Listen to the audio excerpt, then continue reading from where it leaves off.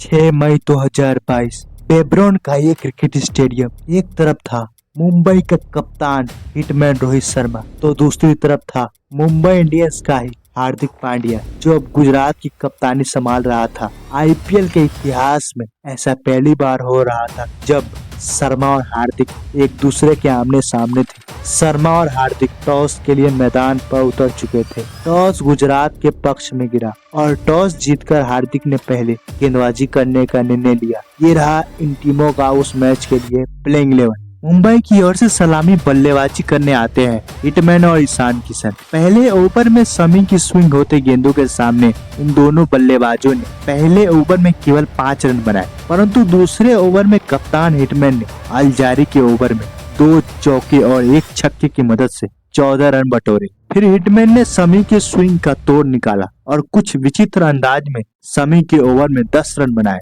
एक तरफ से हिटमैन का काउंटर अटैक जारी था, तो दूसरी तरफ से ईशान किशन हिटमैन का बखूबी साथ दे रहे थे। हिटमैन के इस अटैकिंग अप्रोच के चलते मुंबई अपने 6 ओवर में 63 के स्कोर तक पहुंच चुका था। हिटमैन के इस विस्फोट वाले बैटिंग के चलते हार्दिक को लाना पड़ता है अपने ब्रह्मास्त्र राशिद खान को, और राशिद खान ने आते ही हिटमैन को अपने जाल में फंसा लिया। हिटमैन ने महज 28 गेंदों पर 43 रनों की विस्फोटक पारी खेली। हिटमैन के जाने के बाद आता है मुंबई का सूर्या, और सूर्या ने आते ही इस छक्के के साथ अपना तेवर दिखाया। मुंबई के पारी का 10 ओवर समाप्त हो चुका था। मुंबई ने अपने 10 ओवर में 97 रन बना लिए थे। मुंबई एक अच्छे रन रेट से बड़े स्कोर की ओर अग्रसर था। गुजरात को दरकार थी अभी भी कुछ विकेटों की। सांगवान ने इस गेंद पर इस दरकार को पूरा किया। सांगवान ने मुंबई के सूर्या को चलता किया। फिर किशन ने भी मुंबई का साथ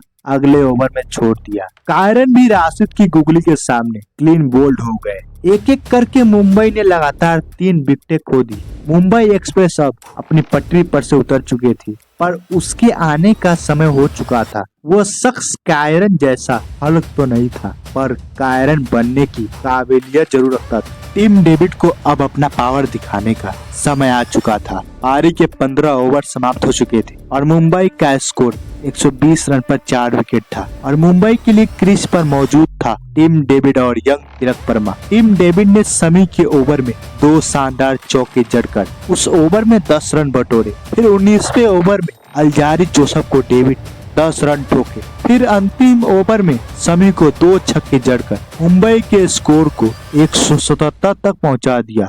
ये रहा मुंबई के बल्लेबाजों का स्कोर कार्ड।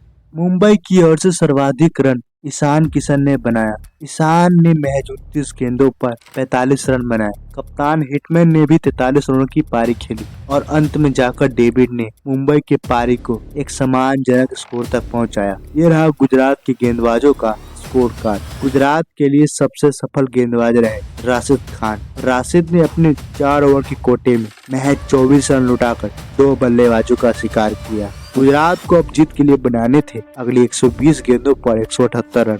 गुजरात के लिए पारी का आगाज करने आते हैं रिद्धिमान साहा और शुभमन गिल। साहा और गिल ने अपनी टीम को एक शानदार शुरुआत दी। गुजरात के पारी का पावर प्ले समाप्त हो चुका था। गुजरात ने अपने पावर प्ले में 54 रन बना लिए थे। गुजरात तेज गति से अपने लक्ष्य की ओर आगे बढ़ रहा था। इस रफ्तार को बरकरार रखने के लिए गिल ने पारी के 8वें ओवर में 3 लगातार चौके जड़कर सैम्स के ओवर में 14 रन बटोरे। इस रफ्तार को रोकने के लिए कप्तान रोहित शर्मा ने अपने स्पिनर्स को गेंदबाजी पर लगाया, पर ये स्पिनर्स गुजरात के रन गति को रोकने में असमर्थ रहे। गुजरात के पारी का 10 ओवरों का खेल खत्म हो चुका था। गुजरात ने अपने 10 ओवर में 95 रन बना लिए थे। अब यहाँ से गुजरात को जीत के लिए बनाने थे 60 गेंदों पर महज 83 रन। ये दोनों बल्लेबाजों ने इस सिंगल के साथ अपना अर्धशतक जड़ा। 12 ओवर का खेल खत्म हो चुका था। अब यहाँ से गुजरात को बनाने थे 48 गेंदों पर 72 रन, पर गुजरात के हाथ में अभी भी था 10 विकेट। रोहित शर्मा को कुछ भी समझ नहीं आ रहा था